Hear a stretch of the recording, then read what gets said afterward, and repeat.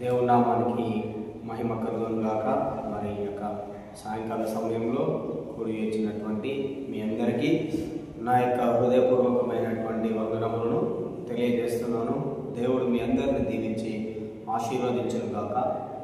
So ఈరోజు మళ్ళా evening prayer ఉందని, నైట్ ఆల్రెడీ ప్రేయర్ ఉన్నదని, సో ఈరోజు కొద్ది నిమిషంలో దేవుని యొక్క వాక్యాన్ని ధ్యానించుకుందాము. ఒకవేళ ఏమైనా సమయం ఉన్నట్లయితే, మీకు ఏదైనా డౌట్ ఏదైనా ఉన్నట్లయితే దాని గురించి కొద్దిసేపు డిస్కషన్ చేద్దాము. దేవుని మహిమ కలుగును గాక. ప్రార్థన చేసేటటువంటి వ్యక్తి ఈ లోకంలో ఉన్న వ్యక్తులందరికంటే చాలా 10 రెట్లు గొప్పవాడని దేవుని యొక్క వాక్యంలో ఉన్నది. 10 times ఈజ్ బెటర్. 10 రెట్లు గొప్పవాడు అంటే ఏ విషయంలో వాళ్ళు గొప్పవాళ్ళు ప్రార్థన చేసే వ్యక్తి అంటే జ్ఞానం విషయంలోనూ, తెలివి విషయంలోనూ, బుద్ధి విషయంలోనూ, వివేక విషయంలోనూ, ఇంకా ఏ విషయంలోనైనా ప్రార్థించే వ్యక్తి 10 రెట్లు గొప్పవాడు. ఈవెన్ ఈ లోకంలో ఒకవేళ ఎవరికైనా సమస్య వస్తే, ఇబ్బందులు వస్తే ప్రార్థన చేసే వ్యక్తులని కలుసుకుంటలేదు. కానీ ఈ లోక సంబంధమైనటువంటి వ్యక్తులని కలుసుకుంటున్నారు. ఈ లోక సంబంధమైనటువంటి వ్యక్తులనంటే ఎవరంటే అన్యజనులైతే మాంత్రికులని, శకునగాండ్రని, లేదంటే జ్యోతిష్కులని, ఇంకా సోదె చెప్పేటటువంటి సోదెగాండ్రని, రకరకములైనటువంటి వ్యక్తులని కలుసుకుంటున్నారు. కానీ చాలా బాధాకరమైన విషయం ఏంటంటే ఏ ఒక్కరు కూడా ప్రార్థన చేసే వ్యక్తులని వాళ్ళు కలుసుకుంటలేరు. నేనేం చెప్తున్నానంటే ప్రార్థన చేసే వ్యక్తి అతడు వయసుతో సంబంధం లేదు. అతడు యవనస్తుడైనా, బాలుడైనా, పెద్దవారైనా, ఎవరైనా ప్రార్థన చేసేటటువంటి వ్యక్తి 10 రెట్లు గొప్పవాడు. నేను ఏం చెప్తున్నానంటే మీ అందరికీ ప్రతిరోజు మీరు చెప్పండి. ప్రతిరోజు మీరు ఏం చెప్పండి అంటే ఈ లోకంలో ఉన్న ప్రతి శక్తి కంటే, ఈ లోకంలో ఉన్నటువంటి ఏ శక్తి కంటే కూడా, ఈ లోకంలో ఉన్నటువంటి ప్రధానుల కంటే, అధికారుల కంటే, ఆకాశ మండలం అందున్న దురాత్మల సమూహం కంటే, లేదంటే ఈ లోకంలో ఉన్నటువంటి గొప్ప గొప్ప శక్తి ఏదైతే పిలువబడుతున్నదో ఆ శక్తులన్నిటికంటే కూడా, మాంత్రికుల కంటే, జ్యోతిష్కుల కంటే, ఇంకా ప్రతి వ్యక్తి కంటే కూడా నాలో ఉన్న దేవుడు 10,000 రెట్లు గొప్పవాడని మీరు ప్రతిరోజు చెప్పండి. 10,000 రెట్లు, 10,000 times, 10,000 రెట్లు నీలో ఉన్నవాడు ఈ లోకంలో ఉన్న వాటన్నిటికంటే గొప్పవాడు. ప్రతిరోజు మీరు ఈ మాట చెప్పండి. మీరు నిజంగా వాటన్నిటికంటే గొప్పగా కనిపిస్తారు. మనము ఎవరికంటే కూడా ఏ విషయంలో తక్కువ ఉండము. అన్ని విషయములలో శక్తి కలిగి ఉంటాము. లోకం విషయంలో ఒకవేళ లోకస్తులు మనల్ని చూడొచ్చు, వీళ్ళకు తెలివి లేదు, జ్ఞానం లేదని. మనకు లోక విషయమైన జ్ఞానము అవసరం లేదు. లోక విషయంలో, లోక సంబంధమైనటువంటి విషయంలో నీకు జ్ఞానం ఉన్నా లేకున్నా అది ఉపయోగం లేదు. లోకంలో ఉన్న వ్యక్తులందరూ నిన్ను ఒకవేళ తెలివి తక్కువ వాడైనా అనవచ్చు. దేవుని యొక్క వాక్యంలో అదే ఉన్నది. 1 కొరింథీ రాసిన పత్రికలో దేవుడంట ఈ లోకంలో జ్ఞానం కలిగిన వారిని పిలవలేదంట, తెలివి కలిగిన వారిని పిలవలేదు. దేవుడు ఎవరిని పిలిచినట్టంటే ఎవరైతే ఈ లోకం విషయంలో బలహీనమైనటువంటి వ్యక్తులు ఉన్నారో అలాంటి వ్యక్తులనే దేవుడు పిలిచి ఉన్నాడు. కనుక ఎవరైనా నీ యొద్దకు వచ్చి నీకు జ్ఞానం లేదు, తెలివి లేదని అన్నప్పుడు మనం ఏమి కావద్దంటే బాధపడద్దు. దానిని బట్టి మనము దేవుని స్తుతించాలి, సంతోషించాలి. అదే 1 కొరింథీ 1వ అధ్యాయము 31వ వచనంలో ఏముంటుందంటే యేసుక్రీస్తే మనకు జ్ఞానమును, తెలివియు, విమోచకులను, పరిశుద్ధత. ఆయనే మన యొక్క నీతి, ఆయనే మన యొక్క జ్ఞానము, ఆయనే మన యొక్క తెలివి, ఆయనే మన యొక్క జ్ఞానమై ఉన్నాడు కనుక సో మనం దేనికి కూడా ఏం కావద్దు, బాధపడన అవసరం లేదు, దిగులు పడన అవసరం లేదు. దేవుని యొక్క వాక్యంలో ఉన్నది, నా నామం నిమిత్తము మిమ్మల్ని అందరూ కూడా ఏం చేస్తారు, తృణీకరిస్తారు అని దేవుని యొక్క వాక్యంలో ఉన్నది. ఎవరైనా నీకు ఈ లోక విషయంలో జ్ఞానం లేదనంటే దానిని బట్టి దేవుని స్తుతించాలి. ఈ లోకములో నీకు ఈ లోకానికి ఎలాంటి సంబంధం లేదు అని యేసు ప్రభువే మనతో చెప్తున్నాడు. యేసు ప్రభువే ఏమంటున్నాడు, నేను ఈ లోక సంబంధిని కానట్టు మీరు కూడా ఈ లోక సంబంధులు కారు. అది చాలా మంచిది అలాంటి మాట చెప్పడం మనకు. ఎందుకంటే మనము నిజంగా దేవుని యొక్క వాక్య ప్రకారం ఉన్నట్టే,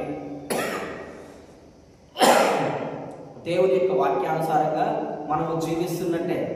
యేసు ప్రభు చెప్పినట్టు యోహాను సువార్త 17వ అధ్యాయం 14-16 వచనంలో ఏమన్నాడు, నేను ఈ లోక సంబంధిని కానట్టు వారు కూడా, మనం కూడా ఈ లోక సంబంధం కాదు. అంటే మనం ఎక్కడ సంబంధం, ఎవరి సంబంధం అంటే మనం పరలోక సంబంధము, పరలోక దేవుని యొక్క సంబంధము.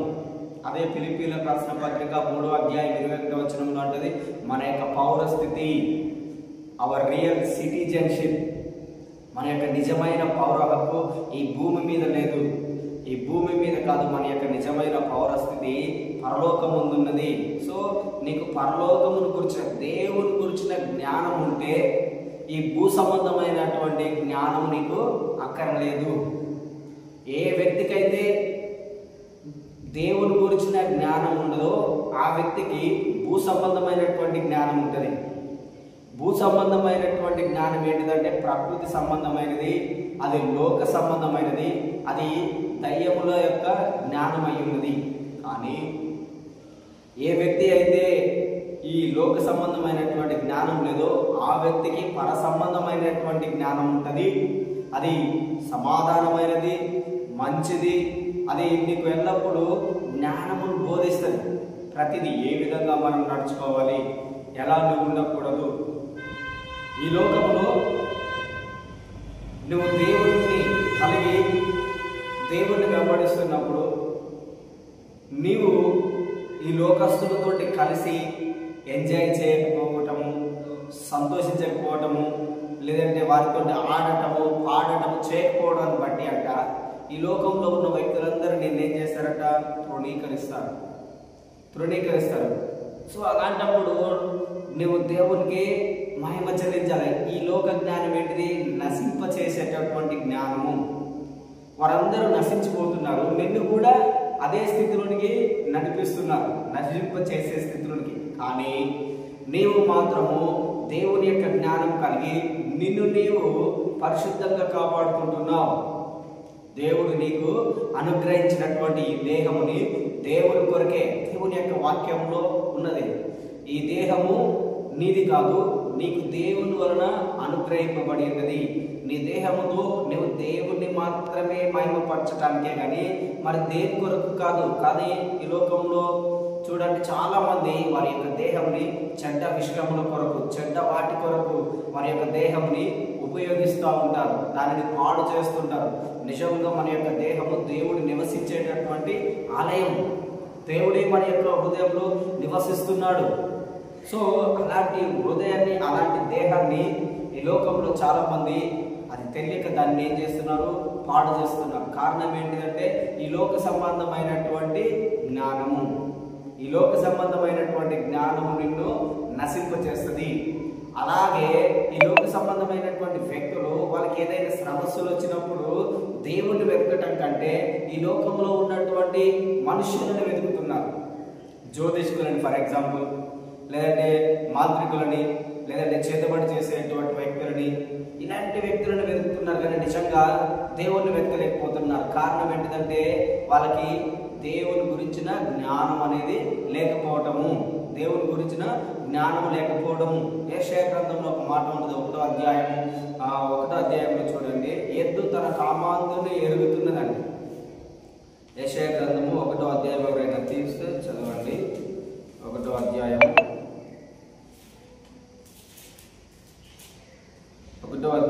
3వ వచనం ఏమనున్నది, ఎద్దు తమ కామాంధు మెరుగును, గాడిద సొంత వాని దొడ్డి తెలుసుకును, ఇజ్రాయేలుకు తెలివి లేదు, నా జనులు యోచింపరు. చూడండి, ఆలోచన కూడా చేస్తలేరు. ఎద్దు తన సొంత కామాందు ఎవరు అనేది ఆ ఎద్దుకు జ్ఞాపకం ఉంటుంది. అదేవిధంగా గాడిద తన సొంత వారి యొక్క దొడ్డి తెలుసుకుంటుంది. దేవుడు ఎద్దుని గాడిదని ఎందుకు పోల్చినదంటే ఎద్దుకు గాడిదకు తెలివి లేదు, వాటికి తెలివి లేదు. కేవలం అది దానికి ఒకటే తెలిసింది ఏంటిదంటే అది పని చేసే మనసు మాత్రమే దానికి కలిగి ఉన్నది, కష్టపడి పని చేయడం మాత్రమే. ఇంకా దానికి ఏ తెలివి లేదు, అది ఎలాంటి జ్ఞానం లేనిదని బైబిల్లో దేవుని యొక్క వాక్యంలో మన యోగ గ్రంథంలో మనం చదవచ్చు.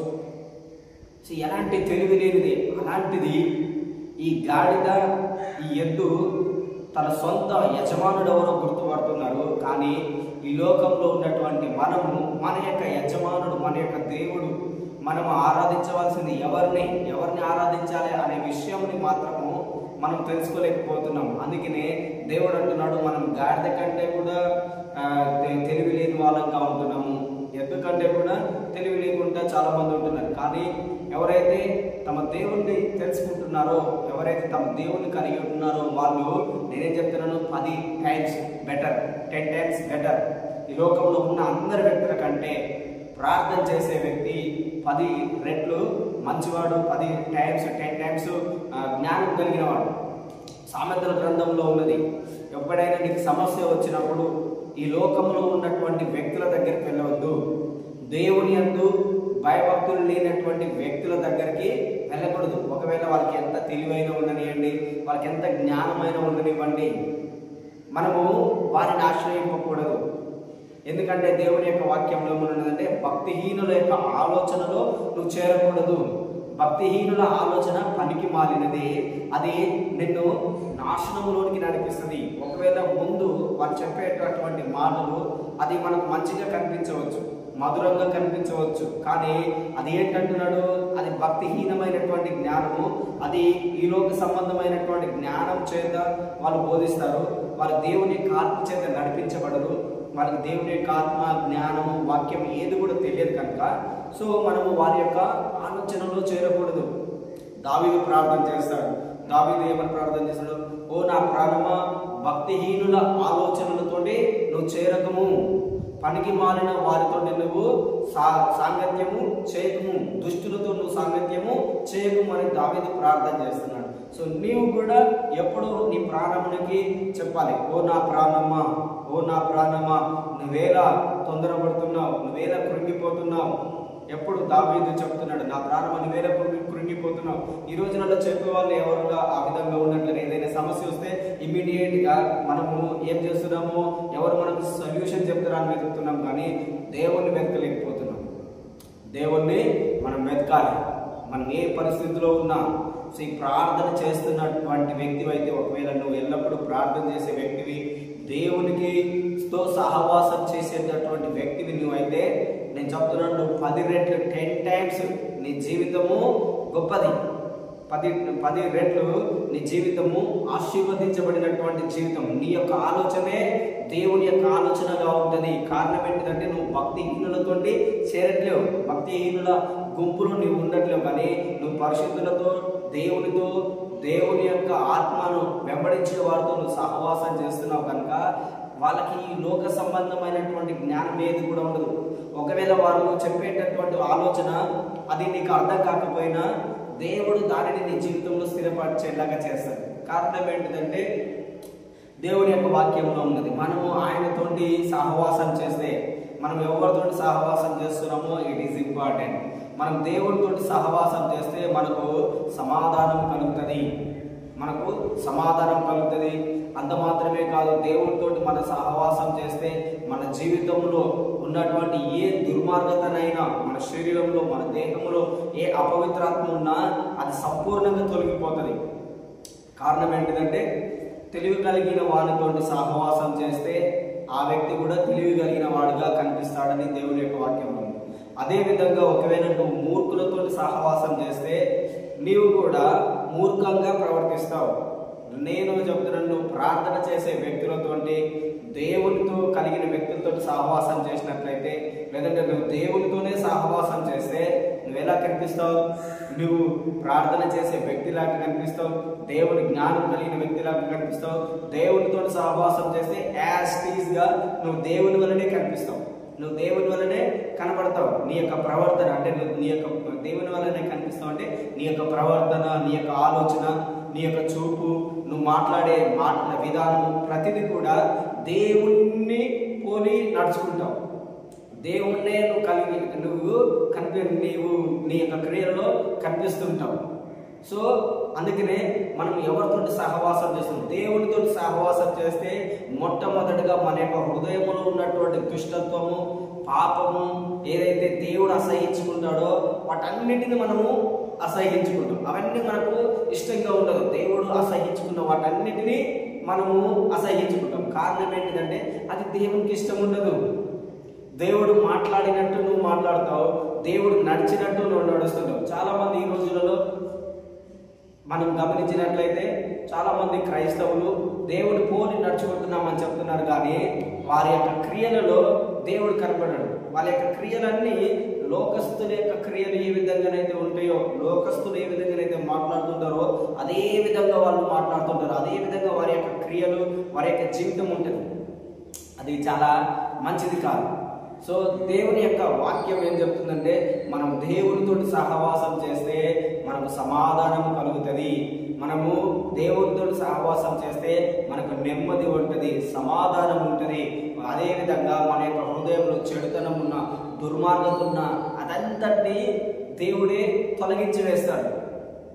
అదేవిధంగా నీవు దేవుని దృష్టిలో ఇంతకుముందుకు దేవుని యొక్క జ్ఞానం ఎవరైతే లేరో వాళ్ళ యొక్క దేవుడు ఎవరు ఉంటారంటే ఈ లోకంలో అది సంపాదించుకోవాలి, ఇది సంపాదించుకోవాలి, దానిని వెతకాలి, దీనిని వెతకాలని ఉంటుంది. కానీ నువ్వు దేవునితో సహవాసం చేసినప్పుడు ఈ లోకంలో ఉన్న వస్తువులన్నిటికంటే కూడా, ఈ లోకంలో ఉన్న ప్రతి మంచి పదార్థం కంటే నీకు దేవుడే గొప్పగా కనిపిస్తాడు.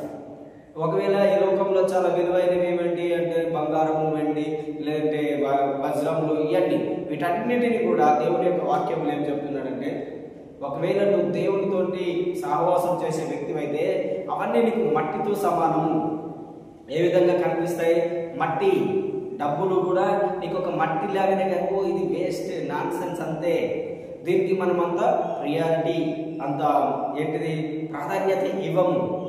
నీ యొక్క జీవితంలో దేనికి ప్రాధాన్యత ఇస్తావంటే దేవునికి మాత్రమే. నీ జీవితంలో దేవుని మాత్రమే మహిమపరుస్తుంటావు.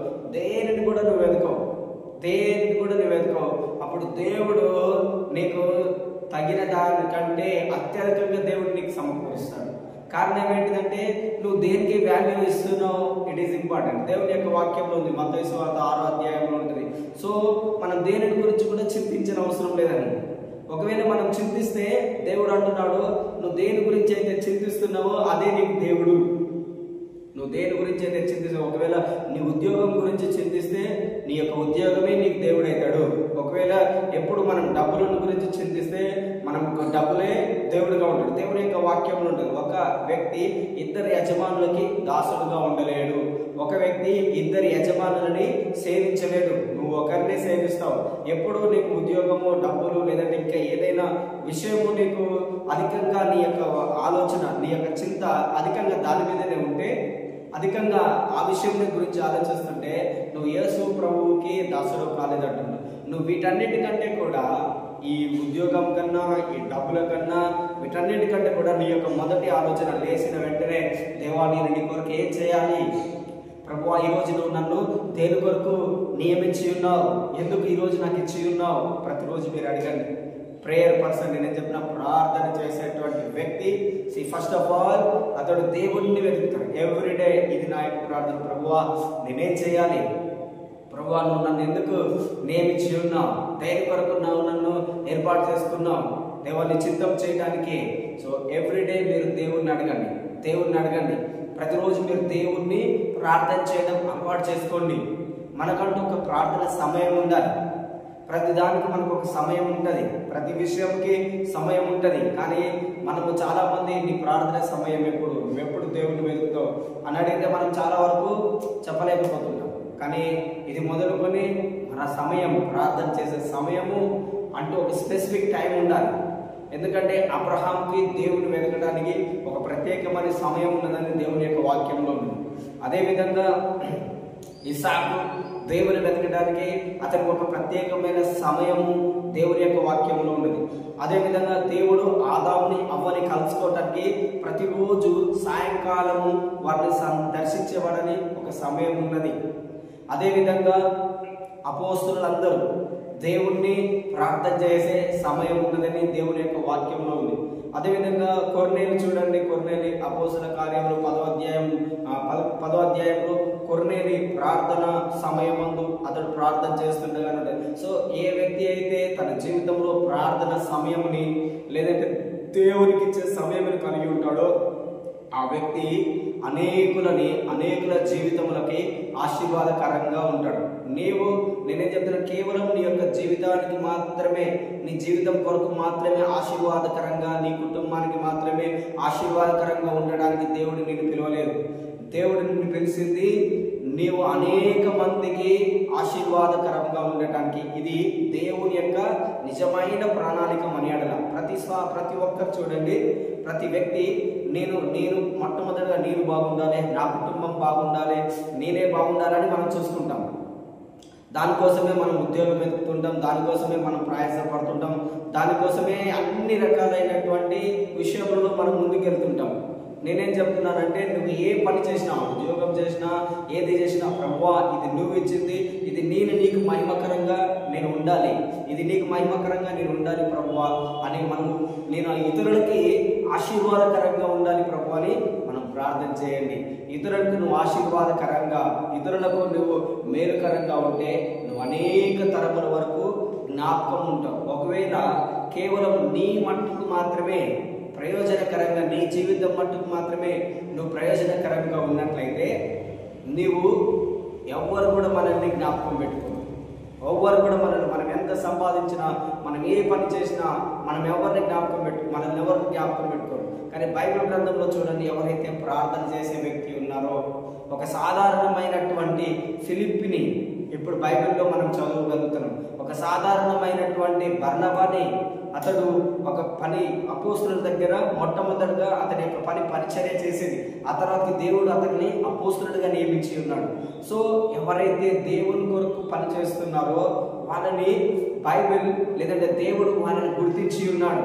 ఈ లోకంలో ఉన్నటువంటి వ్యక్తులు కూడా గుర్తిస్తున్నాడు. స్టిల్ టుడే, ఈ రోజుకి కూడా మనము వాళ్ళని గుర్తిస్తున్నాము.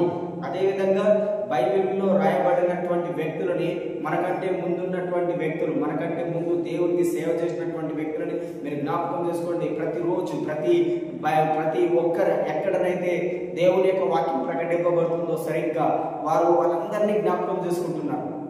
కారణం ఏంటిదంటే వాళ్ళు వారి కొరకు మాత్రమే జీవించలేదు, వాళ్ళు దేవుని కొరకు, ఇతరులకు ఆశీర్వాదకరంగా, ఇతరులకు మేలుకరంగా ఉండడానికి జీవించి ఉన్నారు. ఈరోజు నీవు కూడా అంతే, నీ కొరకు మాత్రమే కాదు, నువ్వు ఇతరుల కొరకు మేలుకరంగా, ఆశీర్వాదకరంగా, దీవెనకరంగా ఉండడానికి జీవించు. దేవునికి మహిమను చెల్లించే వ్యక్తిగా నువ్వు ఏ స్థలంలో ఉన్నా, ఏ పట్టణంలో ఉన్నా, ఏ గ్రామంలో ఉన్నా, మనం ఎక్కడ ఉన్నప్పటికీ కూడా మనము మన యొక్క ప్రాధాన్యత దేవునికి మాత్రమే. దేవునికి మహిమ మనం చెల్లించే వ్యక్తులంగా ఉన్నప్పుడు దేవుడు మనల్ని ఉన్నతమైన స్థితిలో ఉంచుతాడు. ఫర్ ఎగ్జాంపుల్, నేను ఒక వ్యక్తిని గురించి పరిచయం చేస్తాను. చూడండి, దానియేలు వ్యక్తి. దానియేలు 1వ అధ్యాయము చూడండి. దానియేలు 1వ అధ్యాయము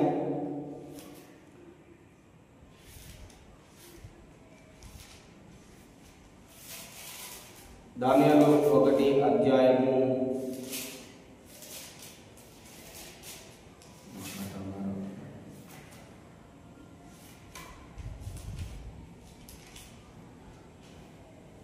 దానియేలు 1వ అధ్యాయము 17వ వచనం చదువుతున్నాం.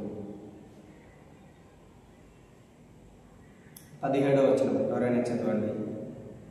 దానియేలు గ్రంథము 1వ అధ్యాయము 17వ వచనం. ఓకే, ఈ నలుగురు బాలుర సంగతి ఏమనగా, దేవుడు వారికి జ్ఞానమును, సకల శాస్త్ర ప్రవీణతయు, వివేచనయు అనుగ్రహించెను. మరియు దానియేలు సకల విధములకు దర్శనములను స్వప్నములను గ్రహించు తెలివి గలవాడై ఉండేను.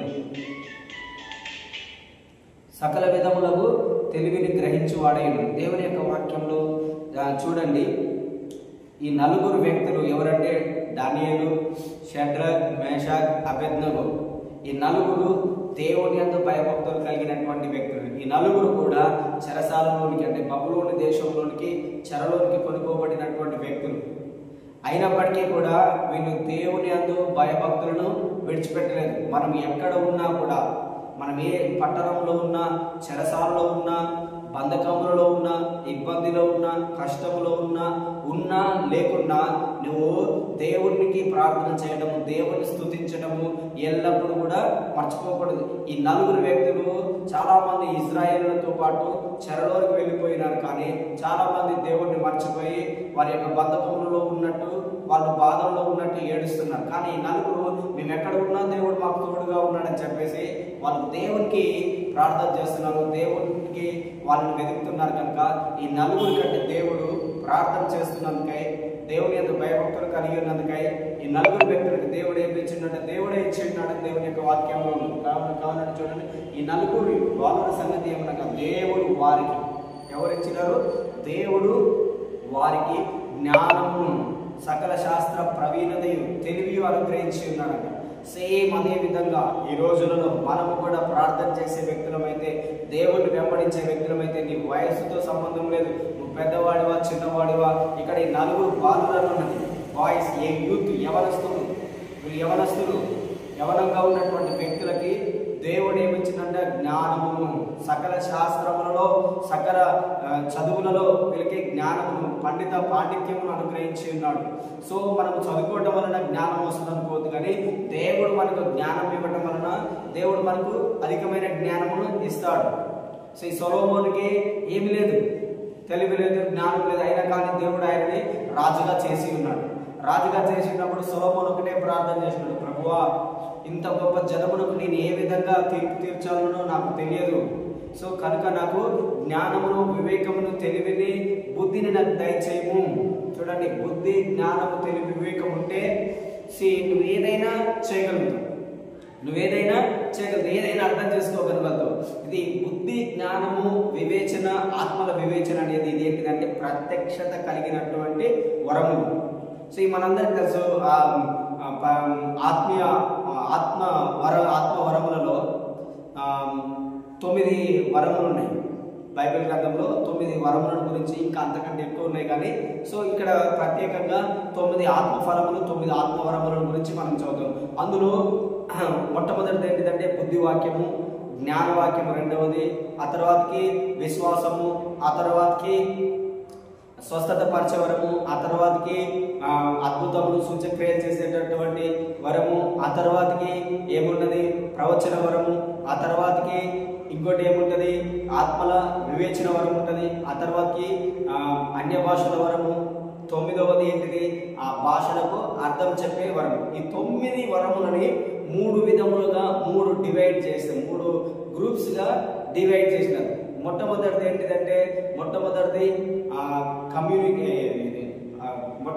ఏంటిదంటే కమ్యూనికేషన్ గిఫ్ట్స్, అంటే సంభాషించేటటువంటి వరము.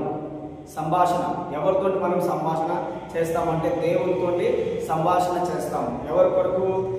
వారి యొక్క వ్యక్తిగత విషయముల కొరకు, అదేవిధంగా దేవుని యొక్క ప్రజల కొరకు, వారికి దేవునికి మధ్యవర్తిగా ఉండటానికి ఈ యొక్క కమ్యూనికేషన్ గిఫ్ట్, సంభాషించేటటువంటి వరములు మనకు ఉపయోగపడతాయి.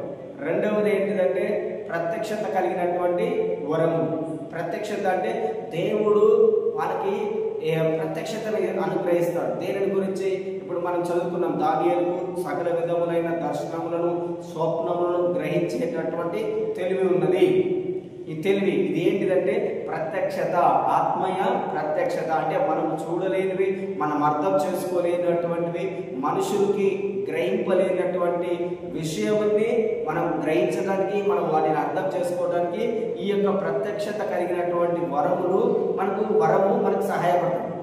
మూడవది ఏంటిదంటే శక్తి కలిగినటువంటి వరం, శక్తి, పవర్ గిఫ్ట్స్ అంటారు. పవర్ మొట్టమొదటిది ఏంటిదంటే కమ్యూనికేషన్ గిఫ్ట్స్, రెండవది ఏంటిదంటే రెవలేటరీ గిఫ్ట్స్, మూడవది ఏంటిదంటే పవర్ గిఫ్ట్స్. ఈ మూడు 9 వరములని 3 విధములుగా డివైడ్ చేసినారు. ఈ 9 వరములు కూడా దేవుని యొక్క ఆత్మ కలిగిన వ్యక్తిలో 100% ఉంటాయి. దేవుని యొక్క ఆత్మ కలిగినటువంటి వ్యక్తికి, ఏ వ్యక్తి అయితే పరిశుద్ధాత్మ చేత నింపబడతాడో సో ఆ వ్యక్తిలో కంపల్సరీ ఈ 9 ఆత్మ వరములు మనకు కనిపిస్తూ ఉంటాయి. కానీ వాటిని మనం ఏం చేయాలంటే ఎక్సర్సైజ్ చేయాలి. ఎక్సర్సైజ్ చేసినప్పుడే అవి మన జీవితంలో కనిపిస్తాయి. సో దేవుడు మనలో ఏ విధంగానైతే ఉన్నాడని నమ్ముతున్నామో అదే విధంగా ఈ యొక్క ఆత్మీయ వరములు కూడా మనలో ఉన్నాయని ఎప్పుడైతే మనం నమ్ముతామో అవి మన జీవితంలో కనిపిస్తాయి. ప్రార్థన చేసే వ్యక్తికి అన్నీ సాధ్యమే. సో నేను చెప్పినటువంటి ఈ 3 వరములలో నేను మీకు చెప్తున్నాను. ఇక్కడ మనం చదివినటువంటి ఈ 4 బాలుర యొక్క సంగతి. సో షడ్రక్ మేషక్ అబేద్నెగో దానియేలు గురించి. ఈ దానియేలుకి షడ్రక్ మేషక్ అబేద్నెగోకి ఉన్నటువంటి వరం ఏంటిదంటే మొట్టమొదటిది ప్రత్యక్షత కలిగినటువంటి వరములలో ఈ 3 ఉన్నాయి. అందులో ఒకటి ఏంటిదంటే బుద్ధివాక్యము, జ్ఞానవాక్యము, మూడవది ఏంటిదంటే ఆత్మల వివేచన. ఈ మూడింటిని కలిపి ఏమంటామంటే మనము ప్రత్యక్షత, రెవలేటరీ గిఫ్ట్స్, ప్రత్యక్షత కలిగినటువంటి వరములు అంటాము. ఈ 3 ఎవరికైతే ఉంటాయో వాళ్ళు అర్థం చేసుకునే జ్ఞానం ఉంటుంది. బుద్ధి ఏం చేస్తుందంటే బుద్ధి వాక్యము మనం దేనినైనా కట్టడానికి, ఏదైనా కట్టడానికి, సో దేనైనా స్థాపించడానికి, అంటే ఏదైనా కట్టినది మంచిగా ఉండడానికి దేవుని యొక్క వాక్యంలో ఉన్నది. మత్తయి సువార్త 7వ అధ్యాయంలో ఉంటుంది. ఎవడు నా దృష్టిలో జ్ఞానం కలిగిన వాడు, ఎవడు తెలివి కలిగిన వాడు, ఎవడు బుద్ధి కలిగిన వాడు అంటే ఎవడైతే నా మాట ప్రకారం నా మాట చొప్పున నడుచుకుంటాడో అతడు జ్ఞానం కలిగినటువంటి వ్యక్తి. అతని యొక్క ఇల్లు బండ మీద కట్టబడినటువంటి ఇల్లు అని ఉంది. సో నీకు జ్ఞానం ఉంటే నీ ఇంటిని నువ్వు స్థిరపరచుకుంటావు. అదేవిధంగా సామెతల గ్రంథము 14వ అధ్యాయం 1వ వచనంలో ఏముంటుందంటే జ్ఞానము కలిగినటువంటి స్త్రీ తన కుటుంబముని కట్టుకుంటది. సో ఏదైనా కట్టుకోవటానికి మనకు ఈ యొక్క బుద్ధి వాక్యం, విజ్డమ్ మనకు ఉపయోగపడుతుంది. అదేవిధంగా నాలెడ్జ్, రెండవది ఏంటంటే తెలివి దేని గురించి అంటే ఒక వ్యక్తిని గురించి తెలుసుకోవడానికి లేదంటే దేవుని తెలుసుకోవడానికి, ఒక వ్యక్తి యొక్క ఇబ్బంది ఏదైనా ఉన్నట్లయితే ఆ ఇబ్బందిని తెలుసుకోవడానికి, లేదంటే ఆ వ్యక్తి యొక్క జీవితం ఏంటిది, ప్రజెంట్ ఏంటిది, పాస్ట్ ఏంటిది, ఫ్యూచర్ ఏంటిది తెలుసుకోవడానికి ఈ యొక్క తెలివి అనేది మనకు ఉపయోగపడుతుంది. దేని గురించిన తెలివి ఇది? దేవుని గురించిన తెలివి. అదేవిధంగా మనుషులను గురించిన తెలివి కూడా దేవుడు మనకు అనుగ్రహిస్తాడు. ఎప్పుడైతే ఈ యొక్క విజ్డమ్, ఈ యొక్క నాలెడ్జ్ అనే వరము మనలో ఉన్నప్పుడు ఇది మనకు అర్థమవుతుంది. అదేవిధంగా ఆత్మల వివేచన అంటే ఏ ఆత్మ పనిచేస్తున్నది, ఏ ఆత్మ ఉన్నది, ఇతని వ్యక్తిలో ఏ ఆత్మ ఉన్నది, ఇతడు ఎందుకు ఈ విధంగా ప్రవర్తిస్తున్నాడు, ఇతడు ఈ విధంగా ప్రవర్తించడానికి కారణం ఏంటి, అతని వెనకాల ఏ ఆత్మ, ఏ అపవిత్రాత్మ పనిచేస్తున్నది, లేదంటే ఏ విధంగా ఇతడు ఇంత తెలివి కలిగిన వాడుగా ఉన్నాడు, ఇతనికి ఇంత జ్ఞానం ఎక్కడి నుంచి వచ్చిందని తెలుసుకోవడానికి సో ఈ యొక్క ఆత్మల వివేచన అనేది మనకు ఉపయోగపడుతుంది. ఇప్పుడు మనం చదివినటువంటి వాక్యంలో దానియేలు సకల విధములైనటువంటి దర్శనములను మర్మములను గ్రహించే తెలివి అంటే ఇది దేవుని యొక్క వాక్యము, దేవుని యొక్క మాటలు ఎవరికి అర్థం కావు. రాజుకు ఇక్కడ చదువుకున్నటువంటి గ్రంథంలో నెబుకద్నెజర్ రాజు ఉంటాడు. రాజుకు ఒక కళ వస్తుంది. ఆ కళని అతడు మర్చిపోతాడు. ఆ కళని అతడు మర్చిపోయి తన యొక్క మనస్సు వికారమవుతుంది. తన మనసు అంతా బాధతో ఉంటుంది. చాలాసార్లు మనకు కూడా ఏదైనా ఒక కళ కానీ దర్శనం కానీ వచ్చినప్పుడు దాని విషయమై మనం కూడా చింతిస్తుంటాం, దుఃఖపడుతుంటాం. కానీ ఇక్కడ రాజు చూడండి దాని విషయమై తెలుసుకోవాలనుకుంటున్నాడు. దేవుడు కూడా చాలాసార్లు నీకు కళలు దర్శనములు ఇచ్చినప్పుడు సో అది నీ యొక్క భవిష్యత్తు గురించి కావచ్చు, నీ యొక్క నీ జీవితం గురించి కావచ్చు, ఏదో ఒక దాని గురించి కావచ్చు. కనుక నీకు ఎప్పుడైతే ఏదైనా ఇట్లాంటి దర్శనం కానీ ఏదైనా వచ్చినప్పుడు నువ్వు దానిని మర్చిపోవద్దు. అది ఏంటిది అనేది నువ్వు అర్థం చేసుకోవడానికి ప్రయత్నం చేయాలి. ఇక్కడ రాజుకు ఒక కళ వచ్చింది, కానీ ఆ కళని అతను మర్చిపోయాడు. అది పెద్ద సమస్య. ఒకవేళ ఈ కళని చెబితే ఇక్కడ ఉన్నటువంటి చాలా మంది ఏదో ఒకటి చెప్తారు. రాజు దగ్గర చూడండి చాలా మంది ఉన్నారు. రాజు దగ్గర మీరు దానియేలు 2వ అధ్యాయం మీరు తర్వాత చదవండి. రాజు దగ్గర గారడి విద్య కలిగిన వాళ్ళు ఉన్నారు, మాంత్రికులు ఉన్నారు, శకునగాండ్రు ఉన్నారు, ఇంకా కల్దీలు ఉన్నారు, సకల విధములైనటువంటి కల్దీల భాష అర్థమయ్యేటటువంటి వ్యక్తులు ఉన్నారు. కానీ ఏ ఒక్కరు కూడా రాజుకు వచ్చినటువంటి కళని చెప్పలేకపోతున్నారు. వాళ్ళు ఏమంటున్నారు, రాజా నీకు ఇచ్చిన కళ ఏంటిదో మాకు చెప్పు, దానికి మీ భావం మేము చెప్తామంటున్నారు. అంటే ఈ శకునగాండ్రైనా మాంత్రికులైనా ఈ సోద చెప్పే వాళ్ళని ఎవరైనా ఉన్నది మాత్రమే చెప్తారు కానీ లేనిది చెప్పరు.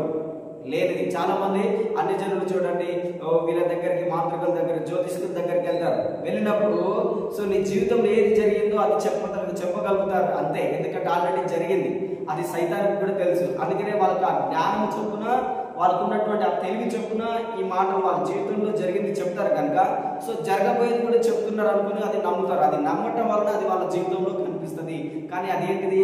అపవిత్ర ఆత్మ, అబద్ధపు ఆత్మ వారిలో ఉండి వారితో ఈ విధంగా మాట్లాడిస్తుంది కనుక వాళ్ళు దాన్ని ఏం చేస్తున్నారు? నమ్ముతున్నారు. దేవుని యొక్క వాక్యంలో నీవు ఏదైతే విశ్వసిస్తావో అదే నీ జీవితంలో కనిపిస్తుంది. సో వాళ్ళు ఏదైతే వీళ్ళు చెప్తున్నారో, ఎందుకంటే వీళ్ళు పాస్ట్, వీళ్ళు గత జీవితం చెప్తున్నారు కనుక సో వాళ్ళు ఇప్పుడు వాళ్ళ యొక్క జీవితంలో ఇదే జరుగుతుందని నమ్ముతున్నారు కనుక అది వారి జీవితంలో నెరవేర్చబడుతుంది. కానీ నిజంగా వాళ్ళకి తెలియదు. ఇక్కడ కూడా ఇక్కడ నెబుకద్నెజరుకు ఒక కళ వచ్చింది కానీ ఆ కళని అతను మర్చిపోతున్నాడు. అక్కడ నెబుకద్నెజరు రాజు ఏమంటాడంటే మీరు కాలమును ఉపాయముగా గడపవలనని. వీళ్ళందరూ ఇలాంటి వ్యక్తుల వాళ్ళంటే కాలమును టైం పాస్ చేయడానికి, హ్యాపీగా వారి యొక్క జీవితంలో గడపడానికి మాత్రమే ఈ విధంగా వాళ్ళు జీవిస్తుంటారు. కానీ నిజమైనటువంటి దేవుని యొక్క ఆత్మ వారిలో ఉండి నిజమైన దేవుని యొక్క ఆత్మ చేత వారు నడిపించబడరు. నిజంగా దేవుని యొక్క ఆత్మ చేత నడిపించబడరు. దేవుని యొక్క ఆత్మ చేత ఏ వ్యక్తి అయితే నడిపిస్తుంటాడో ఆ వ్యక్తికి ఇంతకుముందు నేనేం చెప్పినా ఆ వ్యక్తిని గురించిన జ్ఞానం నీకు ఉంటుంది. ఇక్కడ చూడండి దానియేలుకి ఆ వ్యక్తి గురించిన జ్ఞానం ఏం లేదు. ఒక వ్యక్తికి కళ వచ్చింది, నీకు కూడా ఏదైనా కళ వస్తే ఎవరు కూడా చెప్పలేరు ఒకవేళ మర్చిపోతే. కానీ దేవుడు ప్రత్యక్షత కలిగినటువంటి ఆత్మ ద్వారా నేను చెప్పిన రెవల్యూషన్ అతడు కళనే మర్చిపోయాడు. కానీ దేవుడు దానిని ఇతనికి దర్శనము వల్ల రాత్రి దేవుని యొక్క వాక్యంలో 2వ అధ్యాయం చదవండి. అతడు ప్రార్థన చేస్తుంటే రాత్రి దర్శనంలో అతడు కలిగినటువంటి కళని దేవుడు అతనికి ప్రత్యక్షత బయలుపరుస్తాడు. మనకు బుద్ధి, జ్ఞానము, తెలివి లేదంటే ఇంకా ఆత్మల వివేచన మనకు ఉన్నట్లయితే మనము ఒకవేళ ఏదైనా మర్చిపోయినా లేదంటే దేని గురించి అయినా మనకు అర్థం కాకపోయినా ఈ బుద్ధి, తెలివి, జ్ఞానం ఉన్నట్లయితే అవి మనకు అర్థమయ్యేలాగా దేవుడు తన యొక్క ప్రత్యక్షత కలిగినటువంటి వరం. దీని గురించిన నాలెడ్జ్ మనకు ఉండాలి. మొట్టమొదట దీని గురించిన తెలివి ఉండాలి. ఏది మనకు సహాయం చేస్తుంది. ఒకవేళ నీకు ఈ బుద్ధి, జ్ఞానము, తెలివి అనే ఈ వివేచన వరము, ఈ ఆత్మల బుద్ధి ఏ విధంగా పనిచేస్తుంది, దేని కొరకు వర్క్ చేస్తుంది నీకు తెలియలేదనుకో, నువ్వు ఎప్పుడు జస్ట్ ప్రార్థన చేసే వ్యక్తి అయినావు అనుకో, ప్రార్థించే వ్యక్తివి. సో నీకు దీని గురించిన జ్ఞానం లేకపోతే దాని వలన నీకు ఉపయోగం ఉండదు. దాని వలన నీకు నీ దగ్గర ఒక వస్తువు ఉన్నది, అది మంచిది, కానీ దాన్ని ఏ విధంగా వాడాలో నీకు తెలియలేదు అనుకో, దాని వలన నీకు ఉపయోగం లేదు. అదేవిధంగా దేవుడు నేనేం చెప్తున్నా, దేవుడు ఎఫెసీయులకు రాసిన పత్రిక 1వ అధ్యాయం 3వ వచనం చదవండి. ఎఫెసీయులకు రాసిన పత్రిక 1వ అధ్యాయము 3వ వచనం. ఎఫెసీయులకు రాసిన పత్రిక 1వ అధ్యాయము 3వ వచనం చూడండి. ఇక్కడ దేవుని యొక్క వాక్యంలో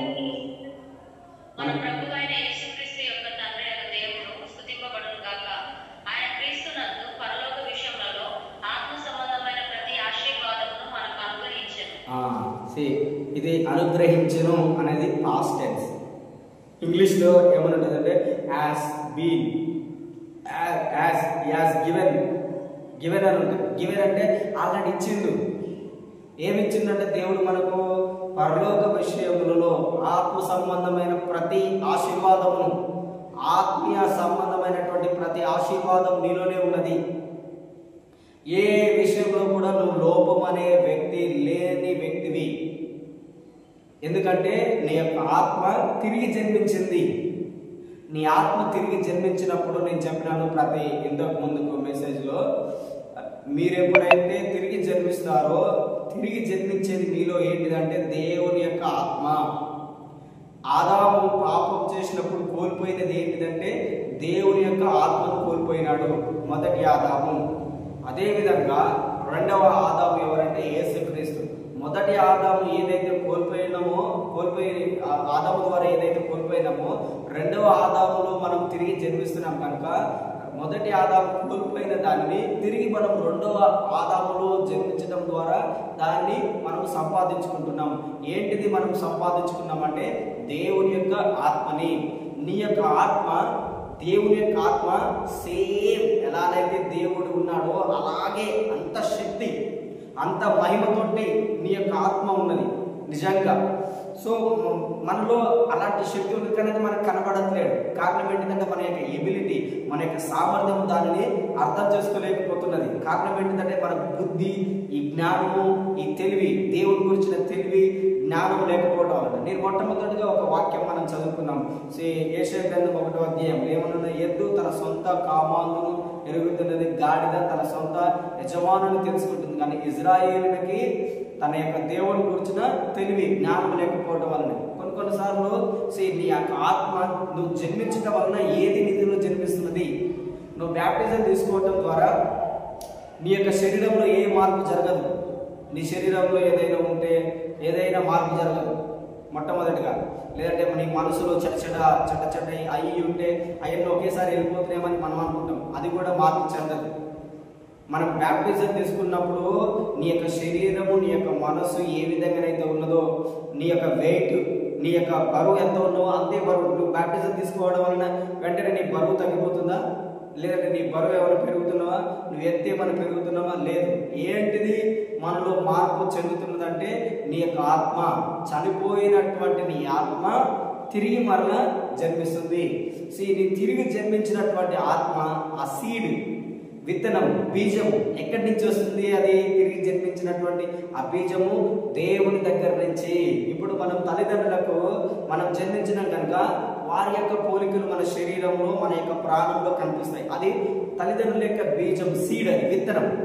అదేవిధంగా ఇప్పుడు మనం తిరిగి జన్మించింది ఆత్మలో. మన యొక్క బీజము, మన యొక్క విత్తనము ఎక్కడి నుండి వస్తుంది? మన యొక్క సీడ్ దేవుని దగ్గర నుంచి వస్తుంది కనుక మన యొక్క ఆత్మ ఎగ్జాక్ట్ గా దేవుడు ఎలానైతే ఉన్నాడో సేమ్ అదే విధంగా ఉంటాము.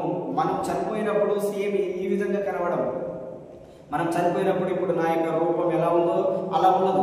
యేసుక్రీస్తు ఎలా అయితే ఉన్నాడో అదే విధంగా మన యొక్క మహిమ శరీరం, ఇదే శరీరం అంటే మహిమ శరీరము సేమ్ అదే విధంగా కనిపిస్తుంది. మహిమ శరీరము కనిపిస్తుంది కనుక నేను జన్మించినప్పుడు ఏంటిది తిరిగి జన్మిస్తుందంటే నీ యొక్క ఆత్మ. అందుకనే ఇక్కడ దేవుని యొక్క వాక్యంలో దేవుడు ఏం చెప్తున్నాడంటే మన ప్రభు అయిన యేసుక్రీస్తు యొక్క తండ్రి దేవుడు స్తుతింపబడును గాక. ఆయన క్రీస్తు యేసునందు పరలోక విషయంలో ఆత్మ సంబంధమైన ప్రతి ఆశీర్వాదమును మనకు అనుగ్రహించెను. నువ్వు ఒకవేళ తండ్రికి జన్మిస్తే, తల్లిదండ్రికి జన్మిస్తే వారి దగ్గర ఏదైతే ఆస్తి ఉన్నదో ఆస్తి అంతా నీకే రాసిస్తారు. వేరే వాళ్ళకి ఇవ్వరు కదా. అదే విధంగా ఇప్పుడు మనము మన యొక్క ఆత్మీయ తండ్రికి, మన యొక్క దేవునికి మనం జన్మించినాం కనుక దేవుని దగ్గర అయితే ఏదైతే ఆస్తి, ఏదైతే మహిమ, ఏదైతే గుణము, ఏదైతే లక్షణము, ఏదైతే మహిమ ఉన్నదో, ఏ ఆత్మ అయితే ఉన్నదో అదే ఆత్మను ఆయన మనకు అనుగ్రహించి ఉన్నాడు. అందుకనే ఇక్కడ దేవుని యొక్క వాక్యంలో ఏమున్నదంటే ఆత్మ సంబంధమైన ప్రతి ఆశీర్వాదమును మనకు నీలో ఏ ఆత్మలో నువ్వు పొదుగా లేని వాడివి. ఫర్ ఎగ్జాంపుల్ 1 కొరింథీ 1వ అధ్యాయము చూడండి. 1 కొరింథీలకు రాసిన పత్రిక పౌలు చాలా స్పష్టంగా వాళ్ళకి చెప్తున్నాడు, ఈ సంఘము పాపము, వ్యభిచారం కలిగినటువంటి సంఘం అయినప్పటికీ కూడా ఆ సంఘమునకు దేవుడు పరిశుద్ధాత్మ ద్వారా పౌలుతో ఏం రాపిస్తున్నాడో చూడండి. 1వ అధ్యాయము 6వ వచనం, 5-6 వచనములు కలిపి చదవండి.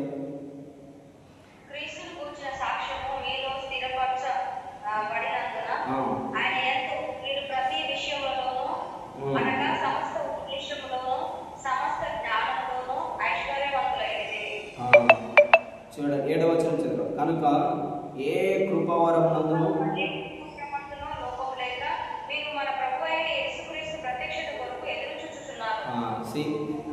వీళ్ళని గురించి అంత స్పష్టంగా మన గురించి కూడా ఇదే మాట చెప్తున్నాడు. ఏమంటున్నాడు?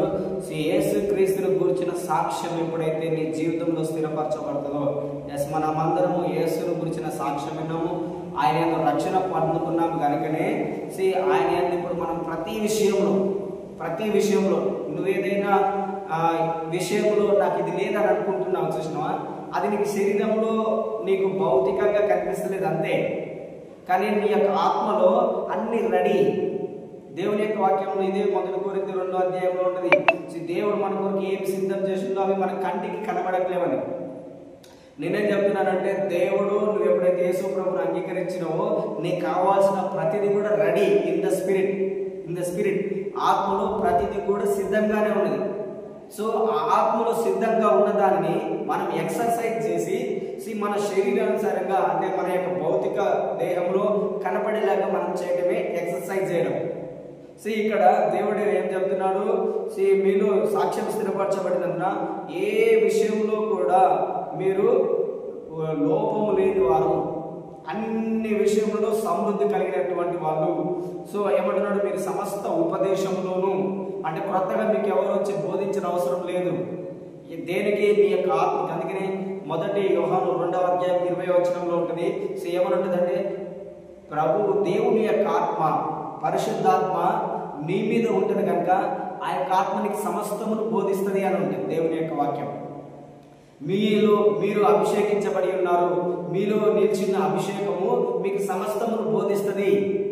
మన అందరికీ దేవుని యొక్క ఆత్మ ఉన్నది, ఆత్మ మనకు బోధిస్తుంది కనుకనే ఇక్కడ ఈయన పౌలు ఈ మాట రాస్తున్నాడు. ఏమంటున్నాడు, ఆయన సమస్త ఉపదేశములను సమస్త జ్ఞానములను రిచ్, మీరు ఐశ్వర్యవంతులు, ఏ విషయంలో కూడా లోపం లేదు, ఏ కృపావరంలో కూడా మీరు లోపం లేని వాళ్ళు. ఏ విషయంలో? మీ యొక్క ఆత్మ విషయంలో. కానీ మీరు శరీరానుసారంగా చూస్తే, మీరు శరీర విషయంలో చూస్తే పాపం చేస్తున్నటువంటి వ్యక్తులు, త్రాగుబోతులు, విగ్రహాల దగ్గరికి వెళ్ళేటువంటి వ్యక్తులు, ఇష్టం వచ్చినట్టు జీవించే వ్యక్తులు. కానీ ఇక్కడ పౌలు వారిని ఎంకరేజ్ చేస్తున్నాడు, ఇది లోక సంబంధమైనటువంటి జీవితము, ఇది లోక సంబంధమైనటువంటి జ్ఞానము, ఈ విషయంలో మీరుండి మీరు నశించిపోతారు. యాక్చువల్గా మీరు రియల్, మీ నిజమైన వ్యక్తి, మీరు నిజంగా ఎలా ఉండాలి, మీ జీవితం ఎలా ఉండాలి అని అంటే, మీరు సమస్త ఉపదేశంలోను సమస్త జ్ఞానంలోను మీరు ఐశ్వర్యవంతులు, మీ యొక్క ఆత్మ. అదేవిధంగా మీరు ఏ కృపావరంలోనూ, స్వస్థత పరిచే వరం కావాలా అది నీలోనే ఉన్నది, బాగు చేసే వరం కావాలా నీలోనే ఉన్నది, ప్రవచించే వరం కావాలా అది నీ ఆత్మలో డిపాజిట్ చేసింది దేవుడు. నువ్వు కూడా ప్రవచించే ఆత్మని దేవుడు నీకు డిపాజిట్ చేసిండు. నువ్వు దేవుడితో మాట్లాడే వ్యక్తి అయితే ఈజీగా నువ్వు ప్రవచిస్తావు. ప్రవచనం అంటే నేను మొట్టమొదటి చెప్పినట్టు కమ్యూనికేషన్ గిఫ్ట్ అంటే సంభాషించే వరములు. ఎవరితో సంభాషించాలి, దేవునితో సంభాషించాలని ఉపయోగపడే వరం ఏంటిదంటే మొట్టమొదటిగా భాషల వరం. భాషతో మాట్లాడేవాడు దేవునితో మాట్లాడుతున్నట్టుగా భాషల వరం. తర్వాతకి ఈ భాషతో మాట్లాడింది ఏదైతే ఉంటుందో అది మనకు అర్థం కాదని ఉంది. ఆ అర్థం కాని దానిని దేవునికి ప్రార్థన చేయాలి. దేవునికి ప్రార్థన చేస్తే దేవుడు మనకు దాని యొక్క మర్మము, అర్థమును తెలియజేస్తాడు. ఏ విధంగా అయితే ఇప్పుడు మీకు చాలా మందికి కళలు, దర్శనములు, స్వప్నములు వస్తుంటాయి, అది మనకు అర్థం కావట్లేదు. అప్పుడు అర్థం కావట్లేదని ఏ వ్యక్తి అయితే మర్చిపోతాడో దాని గురించిన జ్ఞానము, తెలివి అతనికి ఉండదు. దేవుడు అతని జీవితంలో ఏం చేయబోతున్నాడో దాన్ని తెలియజేస్తున్నాడు. కానీ ఇది ఒకవేళ అర్థం చేసుకోకపోతే అది అతనికి మర్చిపోతే అది ఉపయోగకరంగా ఉండదు. కానీ మనకు దర్శనం వచ్చినప్పుడు అది ఎందుకు వచ్చింది, దేనికి వచ్చిందని మనము దాని గురించి ఏ విధంగానైతే ఆ అర్థం తెలియజేసుకుంటున్నామో అదే విధంగా ఈ భాషల వరము మనం మాట్లాడినప్పుడు అర్థం కానిది దేవుడు మనకు తెలియజేస్తాడు. దేవుడు ఏ విధంగా అయితే అడుగుతున్నా సేమ్ అదే విధంగా ప్రభువా నేను ఏం మాట్లాడానో అది నాకు తెలియజేయమని అడిగితే దేవుడు నీకు స్పష్టంగా తెలియజేస్తాడు. నీకు తెలియజేసిన దాన్ని బయటకు చెప్పడమే ప్రవచనం. దేవుడు చెప్పిన దానిని బయటకు చెప్పడమే ప్రవచనం. ప్రవచనము అంటే ఏం లేదు, అన్ని నేనేం చెప్తున్నా, అన్ని ఆత్మ ఫలములు, ఆత్మ వరములు అన్ని నీలోనే కనిపిస్తున్నాయి, అన్ని నీలోనే ఉన్నాయి. ఏ విషయంలో మీరు లోపం లేని వారు. కనుక మీరు ఎప్పుడైతే దేవుణ్ణి నీవు ఆత్మ శరీరం కంటే కూడా ఎక్కువగా నీ ఆత్మ, my real man is my spirit man, నా యొక్క అంతరంగ పురుషుడే నా యొక్క నిజమైన పురుషుడు, నా యొక్క బాహ్య పురుషుడు, నా యొక్క బాహ్య దేహము, శరీరము ఇది కొద్దిగా, ఇది టెంపరరీ రెంటెడ్ ప్లేస్. రెంట్కున్న వాళ్ళు స్థిరంగా అలానే ఉండదు. రెంట్, ఈ మన యొక్క దేహం అనేది రెంట్, దేవుడు ఇచ్చినటువంటి రెంటెడ్ హౌస్ ఇది. ఎప్పుడైతే మనం వెళ్ళిపోవాల్సిన సమయం వస్తుందో ఈ యొక్క బాడీని, ఈ యొక్క దేహం ఇక్కడనే విడిచిపెట్టేసి మనము వెళ్ళిపోతాం. ఎక్కడికి వెళ్ళిపోతాం?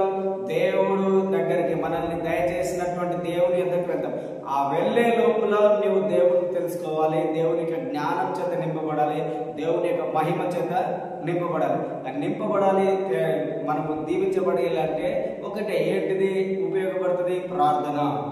దేవుడికి ప్రార్థన చేయడం ద్వారా ఏ వ్యక్తి అయితే ప్రార్థన చేస్తాడో, ఏ వ్యక్తి అయితే దేవునితో సహవాసం కలిగి ఉంటాడో ఆ వ్యక్తి సమాధానం కలిగి ఉంటాడు, దేవుని వలనే కనిపిస్తాడు. నీకు ఏది అర్థం కానిదంటూ ఏది కూడా ఉండదు. ఏ మర్మమైన, ఏ జ్ఞానమైన, ఏ తెలివైనా నీకు అర్థం కానిదంటూ ఏది కూడా ఉండదు.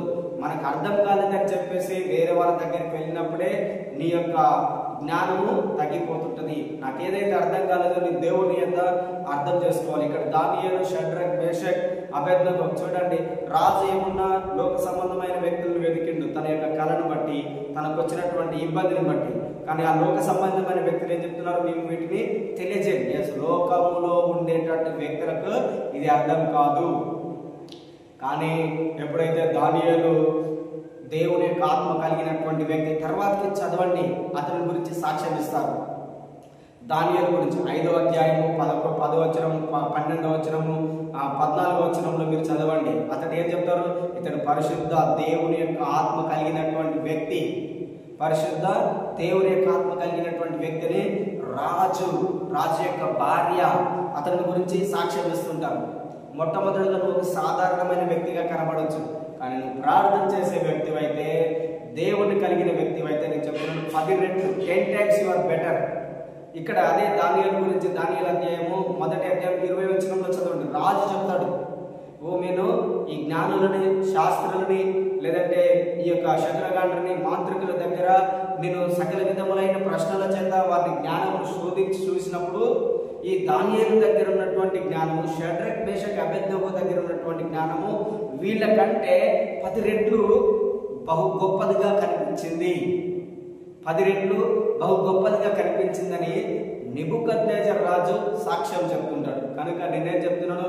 నువ్వు ప్రార్థన చేసే వ్యక్తివైతే, నువ్వు దేవుణ్ణి కలిగి ఉన్న వ్యక్తివైతే, నువ్వు దేవుణ్ణే వెతికే వ్యక్తివైతే నువ్వు 10 times better.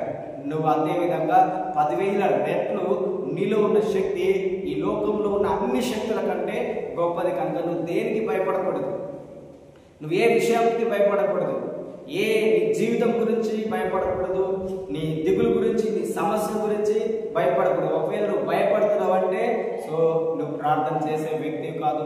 నీ యొక్క జీవితం గురించి నీకు చింత ఉన్నది. చింత ఉంటే నేను ఆల్రెడీ చెప్పినాను, నీ చింత నీకు దేవుడుగా ఉంటాడు. అప్పుడు నువ్వు దేవుణ్ణి ఆరాధించలేవు. కానీ ఎప్పుడు నువ్వు లేచినా, పడుకున్నా, ఎల్లప్పుడూ నీ చింత మీదనే నీ ఫోకస్ ఉంటుంది. నీ ఫోకస్ దేని మీద అయితే ఉంటుందో అదే నీ యొక్క హృదయం నిండా ఉంటుంది. కనుక ఆ హృదయం నిండి ఉన్న దానిని బట్టే నువ్వు ప్రార్థన చేస్తావు. నీ యొక్క హృదయంలో ఉన్న ఆ మాటలను బట్టే నువ్వు ప్రార్థన చేస్తావు. కానీ దేవుని యొక్క చిత్తముని నువ్వు ప్రార్థన చేయలేవు. దేవుడు నీ జీవితంలో కలిగి ఉన్నటువంటి చిత్తమును నువ్వు ప్రార్థన చేయలేవు. నేనేం చెప్తున్నానంటే, మొట్టమొదటిగా నువ్వు దేని గురించి అయితే చింతిస్తున్నావో, దేని గురించి అయితే బాధపడుతున్నావో దాన్ని డిలీట్ చేసేయాలి నీ లైఫ్లో నుండి. నువ్వు దాన్ని తొలగించినప్పుడే అప్పుడు నీవు దేవుని యొక్క చిత్తముని ప్రార్థన చేయగలుగుతావు. కారణం ఏంటంటే నీ యొక్క హృదయము ఖాళీగా ఉండాలి. దేవుని యొక్క వాక్యంలో ఉంటుంది. మీరు తర్వాత చదవండి. మత్తయి సువార్త 8వ అధ్యాయంలో దేవుడు యేసు ప్రభు దగ్గరికి ఒక యాజకుడు వస్తాడు, ఒక అధికారి వస్తాడు. ఆయన యాయిరు యొక్క కుమార్తె చనిపోతుంది. యాయిరు యొక్క కుమార్తె చనిపోయినప్పుడు అతని ఇంటి దగ్గర పెద్ద గోల, అది మ్యూజిక్ అవి ప్లే చేస్తుంటాడు చనిపోయినని. కానీ యేసు ప్రభు వచ్చి ఏమంటాడు, అక్కడ నాకు ఒక రూమ్ని సిద్ధం చేయి, నాకు ఒక గదిని సిద్ధం చేయి అని అంటాడు. సిద్ధం చేసిన వెంటనే దేవుడు ఆ గదిలోనికి వెళ్ళి అక్కడ గదిలో ఎవరు లేనప్పుడు ఒంటరిగా కేవలం పేతురు, అదేవిధంగా తనతో పాటు తన యొక్క తల్లిదండ్రులు, ఆ కుమార్తె యొక్క తల్లిదండ్రులు మాత్రమే ఉంటారు. అప్పుడు మాత్రమే చూడండి, ఏ డిస్టర్బెన్స్ లేనప్పుడు దేవుడు అక్కడ అద్భుతం చేశాడు. అదేవిధంగా నీ జీవితంలో, నీ యొక్క హృదయంలో, నీ జీవితంలో ఉన్న ప్రతి గలిబిలిని, ప్రతి సౌండ్ని అన్నిటిని ఫస్ట్ ఆఫ్ ఆల్ క్లియర్ చేసేయండి. నేను ఏది చింతిస్తున్నది, ఏది బాధ పెడుతున్నది, ఏది ఇబ్బంది పెడుతున్నది, ఫస్ట్ ఆఫ్ ఆల్ నీ యొక్క హృదయంలో, నీ మైండ్లో, నీ దేహంలో లేకుండా దాన్ని క్లియర్ చేసి దేవుని కొరకు నువ్వు ఒక రూమ్ని రెడీ చేయి. Make a room. నువ్వు ఒక దేవునికి ఒక గదిని సిద్ధం చేసినప్పుడు ఆయన నీలోనికి వస్తాడు. ఆయన నీలోనికి వచ్చినప్పుడు ఆయన నీలో అద్భుతములు చేయడం ప్రారంభిస్తాడు. కారణం ఏంటిదంటే నీ యొక్క హృదయం నిండా అవుట్ సైడ్, బయట గోళ, బయట ఉన్నటువంటి సమస్య, బయట ఉన్నటువంటి చింత, నీ జీవితం గురించిన చింత, బాధ అంతా నీ యొక్క హృదయంలో ఉంచుకుంటే నీ ప్రార్థన అంతా మీరు గమనించండి. నువ్వు ఎప్పుడు ప్రార్థన చేసినా కూడా నీ చింతనే ప్రార్థన చేస్తావు. ఈ రోజుకి నేను చెప్తున్నాను, నాకు ఏదైతే అవసరం ఉన్నదో దాని గురించి నేను ఎప్పుడూ ప్రార్థన చేయలేదు. కారణం ఏంటిదంటే నేను ఈ సాధారణ తెలుగు భాషలో నేను ప్రేయర్ చేయను. నేను ఎప్పుడు ప్రేయర్ చేసినా 100% దేవుని యొక్క భాషలో, పరిశుద్ధాత్మలో, అన్య భాషలో మాత్రమే నేను ప్రార్థన చేస్తాను. సో 100% నాకు ఏది చింత కనబడదు. సో నీవు కూడా ప్రేయర్ చేసినప్పుడు మొట్టమొదటిగా దేవునికి ఒక రూమ్ నీ యొక్క హృదయంలో రెడీ చేసినట్లయితే ఆయన నీలోకి వచ్చి నీ జీవితంలో అద్భుతం చేస్తాడు. ఇక్కడ డానియేల్, షడ్రక్, మేషక్, అబేద్నెగో దేవునికి మాత్రమే ప్రియారిటీ ఇచ్చి ఉన్నారు. వాళ్ళు చనిపోతామన్న వాళ్ళకి ఇది అగ్నిగుండంలో వేసిన వాళ్ళని, లేదంటే సింహంలో బోన్లో వేసిన వాళ్ళు ఎన్నడూ కూడా ప్రార్థన చేయడము ఆపివేయలేదు. రాజు ఒక ఆజ్ఞను పుట్టించిండు, ఎవరు ప్రార్థన చేసినా ఈ అగ్నిగుండంలో వేస్తామన్నారు, ఎవరు ప్రార్థన చేసినా ఈ సింహంలో బోన్లో వేస్తున్నారు. షడ్రక్, మేషక్ని తీసుకెళ్లి అగ్నిగుండంలో వేస్తున్నారు, దానియేలుని తీసుకెళ్లి సింహంలో బోన్లో వేస్తున్నారు. అయినా కానీ వారు ఈ విగ్రహాలను మొక్కలేదు. అయినా కానీ దానియేలు దేవునికి ప్రార్థన చేయడము ఆపివేయలేదు. అయినా కానీ దానియేలు రాజు యొక్క ఆజ్ఞని, రాజు యొక్క శాస్త్రంని పట్టించుకోలేదు. ఆయన పట్టించుకుంది, నేను ఎక్కడి వాడిని, నేను ఎక్కడికి సంబంధించినటువంటి వ్యక్తిని, నేను ఎవరి వ్యక్తిని, నేను దేవునికి సంబంధించిన వ్యక్తిని. ఈ భూ సంబంధము నా మీద పనిచేయదు, ఈ భూ సంబంధమైనటువంటి ప్రభుత్వము నా మీద పనిచేయదు. ఇలాంటి మైండ్ సెట్ నీలోకి రావాలి. ఈ భూ సంబంధమైనటువంటి ప్రభుత్వము నా మీద ప్రభుత్వం చేయదు. నేను పరలోక సంబంధమైనటువంటి వ్యక్తిని. నేను దేనికి లోబడాలి? మనం అధికారులకు లోబడాలి, అదేవిధంగా నాయకులకు లోబడాలి. కానీ వారు చెబుతున్నటువంటి ఈ యొక్క న్యాయములు దేని వైపు మనల్ని నడిపిస్తున్నాయి?